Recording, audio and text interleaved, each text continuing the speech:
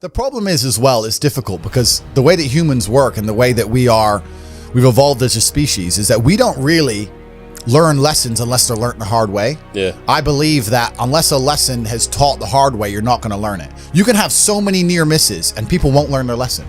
Bro, you must know a guy who goes out there, nearly crashes his car, doesn't slow his ass down till he wrecks it. Yeah. Like, this is how people are, right? So you need that pain for the lesson to sting enough to really genuinely go inside of your mind. And it's the same with everything. It's the same with driving a car or business. Truthfully, if you want to learn a lesson about business, you're going to have to suffer at some point, right? So we always say that most people are not successful with their first companies, X, Y, Z, blah, blah, blah. I get that. The truth is, there's a lot of people who make a lot of money with their first company, but they just spunk it, act an idiot, and it all blows up in their face. And that's how you get the discipline on your fourth company, that when you have $3 million in the bank, you just leave it there. You know, and don't be done with it.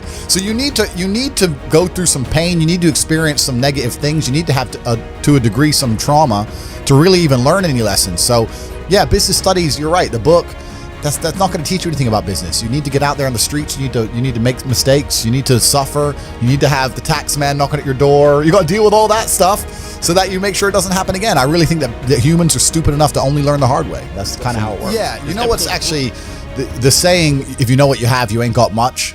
That is completely true. Yeah. I don't have a clue how much money I have. When I was broke, I knew exactly how much money I had. I had 117 pounds in the NatWest, and that was it. I'm poor, rent's paid, I ain't got nothing else. When I was broke, I knew exactly how much I had. But now I'm at a point where it gets really difficult to truly measure how much money I have, because you have cash, okay, that's easy.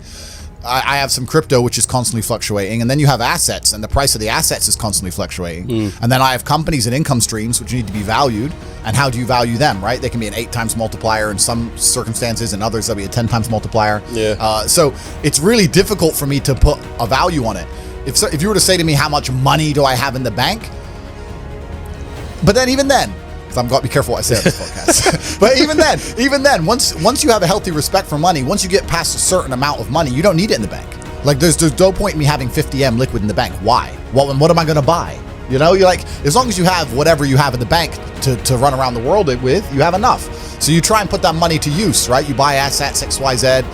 So it's really difficult. I mean, I have my online school, which we'll talk about later, Hustlers University. Yep. That's already been valued. That was valued at $300 million. When did you start Hustlers University? A year ago. A year ago. Fuck. Yeah, and that's valued at $300 million. Yeah. So, but then I ain't gonna sell it. So, but then again, I had a valuation between 280 and 340. So again, how much money do I have?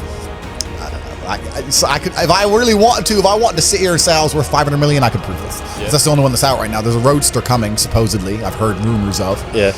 I've bought a Kernan's egg as well. I got a Jumeirah on the way. Yeah. I'm talking to Pagani. I saw that you put it on your story, so I assumed Pagani. But you know what? This is another thing about money. I'm gonna sit here and I'm gonna complain. This is gonna upset all the brokies at home. There's nothing to fucking buy. Like, you buy 3 or 4 diamond watches, you buy a couple suits, you buy some cars. What else? What else is there to buy? You end up just spunking it on bottle shows and $10,000 steaks. There's nothing to buy. You can go on holiday and travel, blah blah blah. But if you're actually looking for physical items, things to own and buy, there ain't much to buy. Okay, you can buy property, but property is a funny one for me because I'm very anti-governmental as a person, and I think that property is one of the big tools the Matrix uses to enslave. To keep you in the system. Completely, man. You buy a $10 million house in whatever country, you don't want to piss off the government of that country. Yeah, but saying that, because you'll lose that house. Saying that, I know you bounce everywhere for different locations. Yeah. But what about buying houses in different locations? You still don't agree with that? Nah, because then you got headache if you got to look after it. Now it becomes a job, right? Yeah. There's a lot of people who talk about passive income, and we'll talk about passive income because I think that's the biggest scam on the planet. The idea of passive income in and of itself is a lie. You're the first person on the podcast to say that. bro, yeah, no, like everyone goes, oh, I want passive income. Well, of course you do. Everyone wants passive income, but tell me how you're going to get it, because only having tenants is not passive income. Ask anybody who has tenants. It's fucking headache, right? Yeah. If I have a house XYZ, I gotta make sure it's looked after, not broken into, the electricity's on, it's cleaned. I gotta get someone on the ground. My assistant's gotta deal with it. Now it's just gotta be something to deal with. And once I got a bunch of money, what I really wanted more than anything was freedom. There's a bunch of these real high-level crypto guys, you know, like the guys who invented Ethereum and all that, the autistic guys. They don't own anything. And I kind of get that. I'm at the point now where they have a backpack of their possessions, and if they want a house, they rent it. They want a Lambo, they rent it. If If I need to go somewhere, rent. I don't own anything. I don't have any hassle. Nothing's in my name. No government can take anything from me. You know, you get to a point of wealth where you kind of start thinking, do I want to have all this crap now I got to deal with? Really, you want peace of mind. And I have enough troubles in my head. I don't need to be worried about my mansion in Santa Monica, which has been broken into. And I don't even go there. Do you know what I mean? It's just long. So that's that. And then also what I was saying earlier about property being a tool to the matrix. If you buy a $10 or $20 million property under a government, you can't piss that government off. You can't disagree with that government. You can't, if the tax authority of that government says you owe them money, you better fucking pay it. You're gonna lose a house, right? Yeah. If they say you better take an injection in your arm for the good of society, you better take your vaccine. You better put your mask on. You can't even get a parking ticket, my G. Listen, if I'm in England right now, I don't own any assets in England, right? And I pull up in the DBS. Have you ever seen James Bond look for parking? Me neither. No, fuck no. He parks up and gets out. That's what I do. Park up, boom, get out. I don't look for parking. They put a ticket on the DBS. Let's say I decide not to pay that, right? What are they gonna do? I don't have any assets in the UK. They're going to make a bunch of letters, send it to a bailiff. Bailiff's going to drive around the UK. I don't even live here. Boom, it's over, right?